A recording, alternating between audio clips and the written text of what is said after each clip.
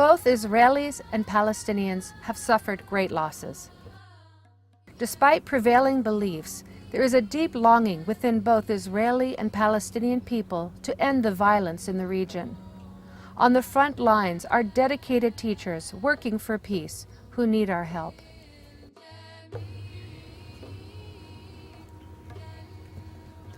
When I went to Israel and Palestine, I saw a miracle. I saw that despite religious and cultural differences, despite physical boundaries, I saw that there was an enormous potential for these teachers to create a chain reaction for peace in the Middle East. These educators had the credibility, the compassion, and the commitment to do this, and that all they needed were the resources to back them up. In the United States, we created the Salaam Shalom Educational Foundation to empower these teachers with the tools and resources they need to create a culture of peace for children in the Middle East. We've decided to create a place where Arabic and Jewish students, young people, can live together, can learn from each other, and can create a culture together. For me, this is the future of Israel and Palestine. I'm involved in a lot of interfaith work, and I've even taken interfaith groups to Palestine, Israel, groups containing Muslims, Christians, and Jews.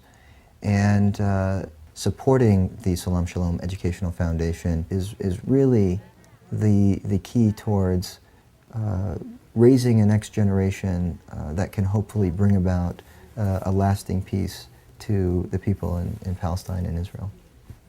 A humanistic education was developed that fostered independent thinking and reverence for all human life. In the 30s, when the Nazis came to power, they shut down all schools using these Waldorf educational methods. After World War II, in Germany, these were the first private schools the Allies allowed to open. Today, there are over 900 schools using these methods in 30 countries around the world. The Salaam Shalom Educational Foundation hosts diplomatically sanctioned visits from Palestinian kindergarten teachers and pediatricians who travel from Jenin in the West Bank into Israel to study in Arabic this humanistic form of education. Really, what's needed here is healing.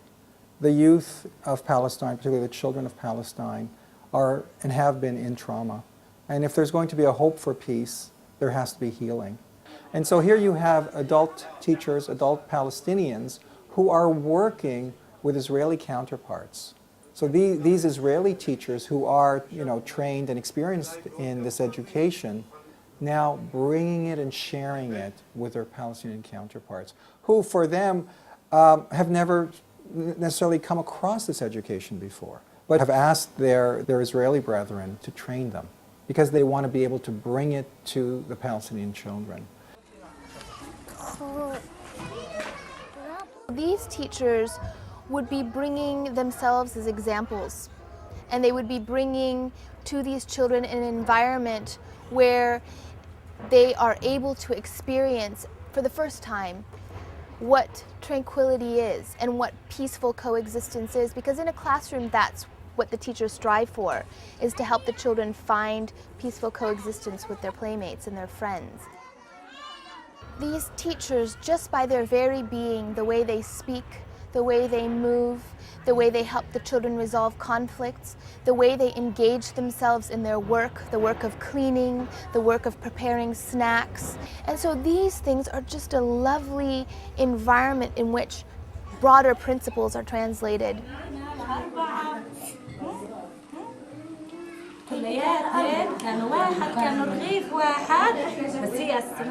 It really is all about imitation in the classroom and providing adults in their lives that behave conscientiously and consciously so that they are the education.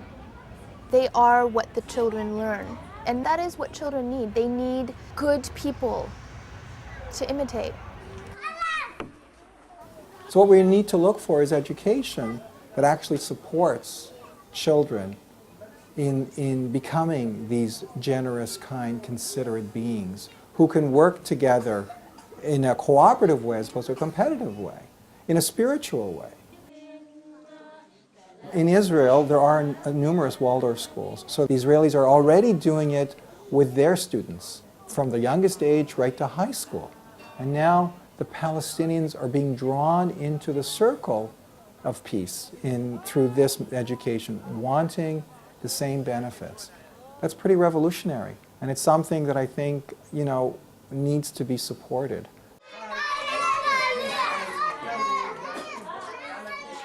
There is a vessel created, whether it's through drama, whether it's through a Waldorf kindergarten. So it all comes down to the process of education. Hopefully our politicians, those who govern us, those who run world organizations, will also come out of this process of education that will enable them to bring everything I learned in kindergarten. It's probably true. And will enable them to bring a solid foundation for the leaders of tomorrow in the Middle East. The leaders of tomorrow are the kids who are in these schools today, and this is our hope.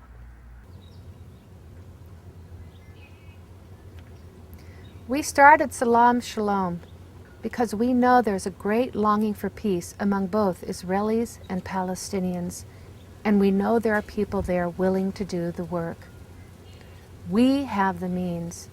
Those teachers and students can have the methods. They need our support. What we do here makes a great difference over there.